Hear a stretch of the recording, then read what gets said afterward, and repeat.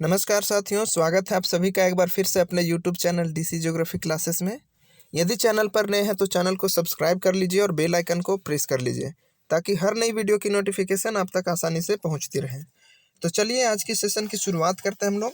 और आज के सेशन में हम लोग जो जेएसएससी सीजीएल की वैकेंसी है उसको ध्यान में रखते हुए झारखंड का भूगोल को हम लोग कवर कर रहे हैं। और झारखंड के भूगोल के अंतर्गत आज हम लोग कवर करने वाले हैं झारखंड के जलवायु प्रदेश को। ठीक है, तो चलिए शुरू करते हैं बिना देरी के आज का सेशन।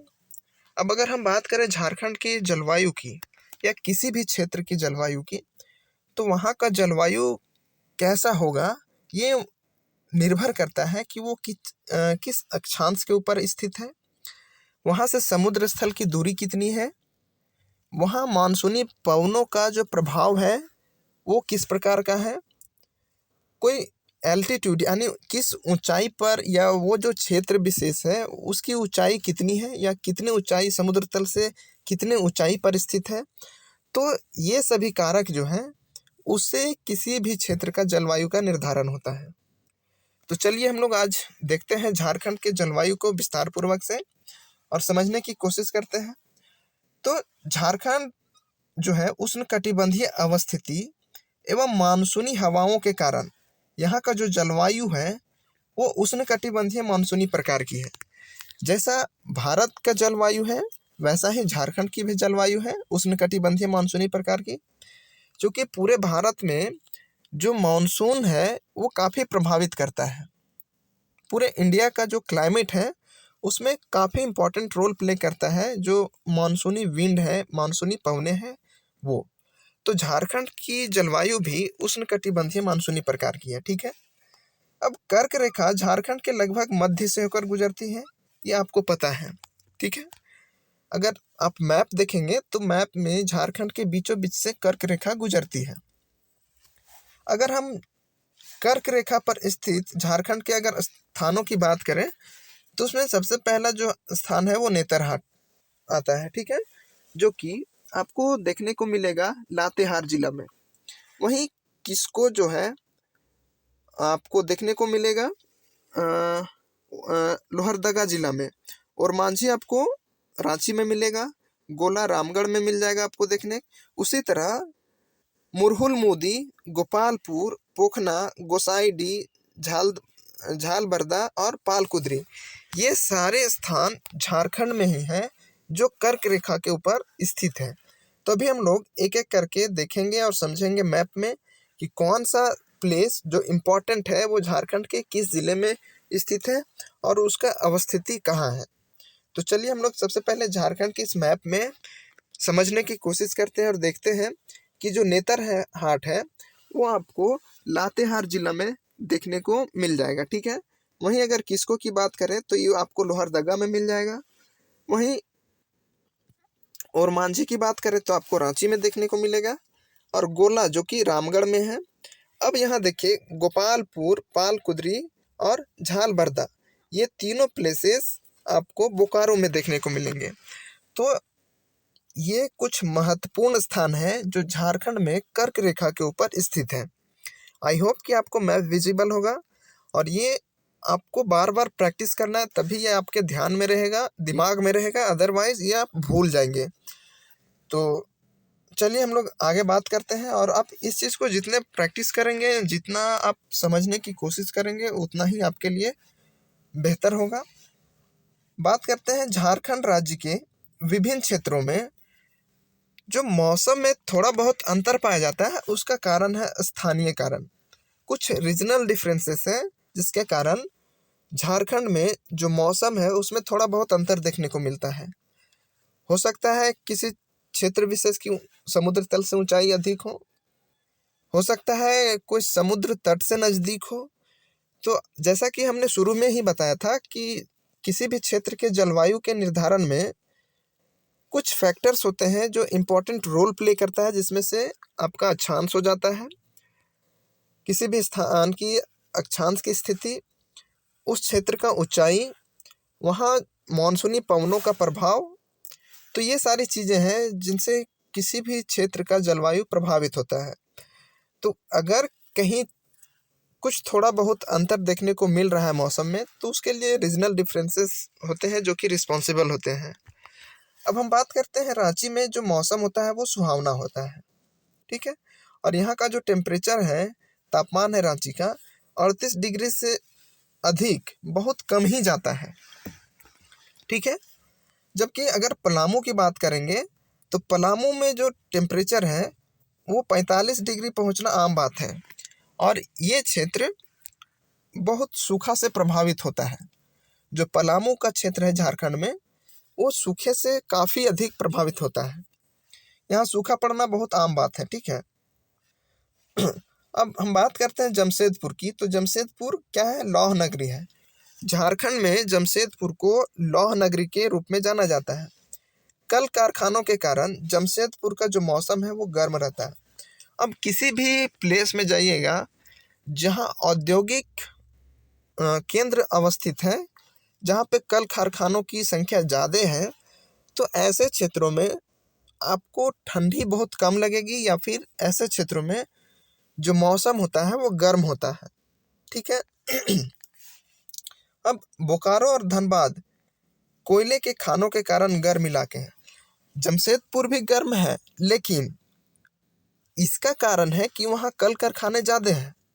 वहीं अगर बोकारो और धनबाद की बात करें तो ये भी स्थान गर्म है, लेकिन यहाँ गर्म होने के पीछे का कारण जो है वो कोयला का खदान है, ठीक है।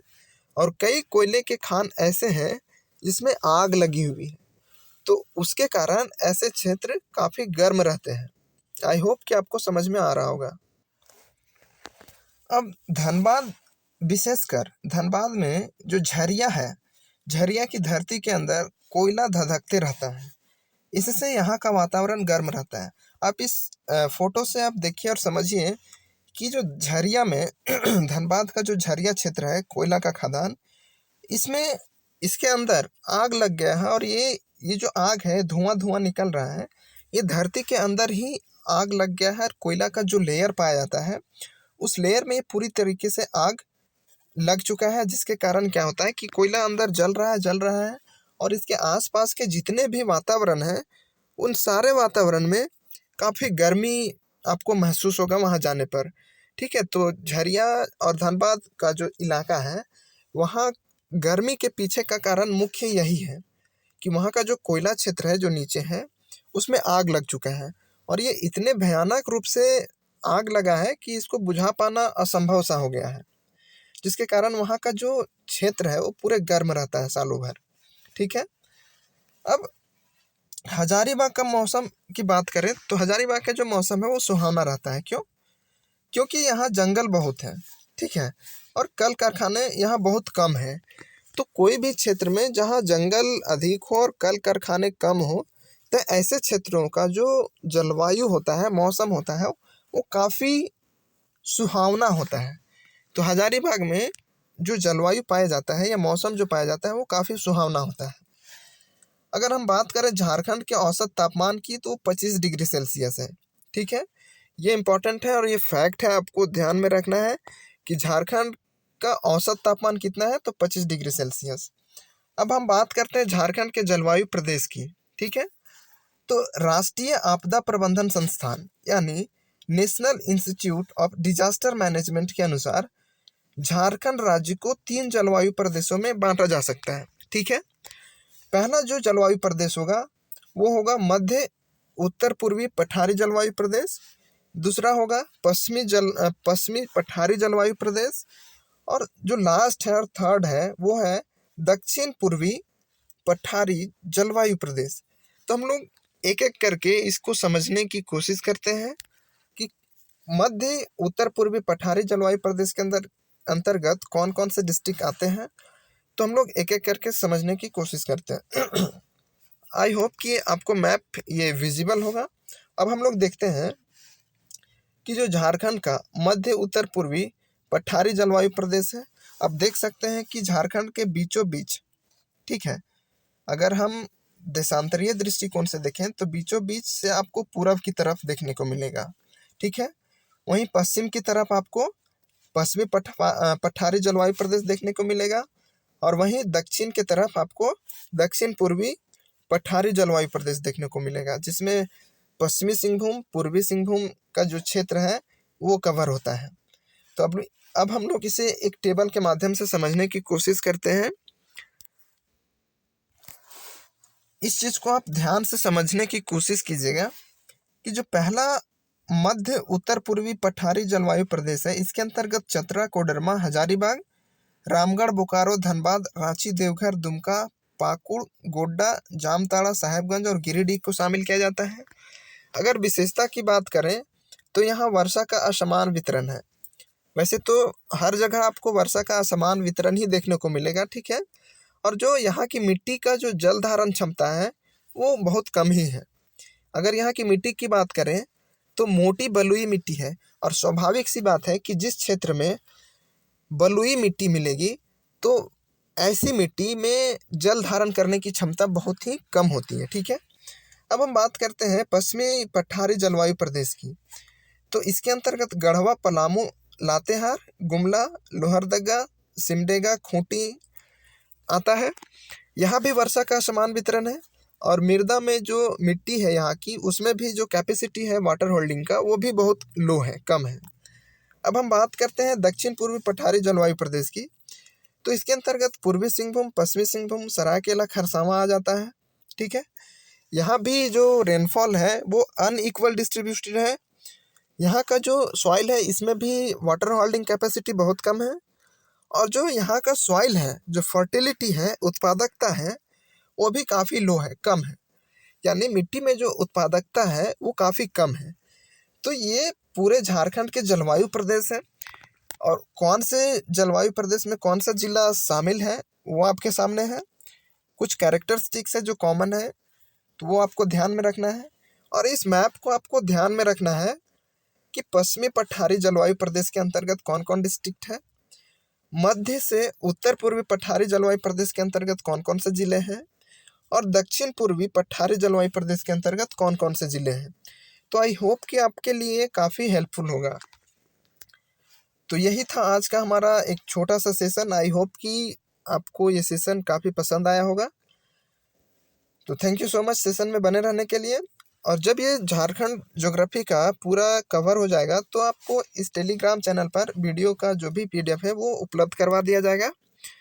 PDF के लिए आप बिल्कुल भी चिंता ना करें, आपको हर एक वीडियो का PDF आपको इस टेलीग्राम चैनल पे मिलेगा, जो कि वीडियो के डिस्क्रिप्शन बॉक्स में दिया हुआ है, ठीक है।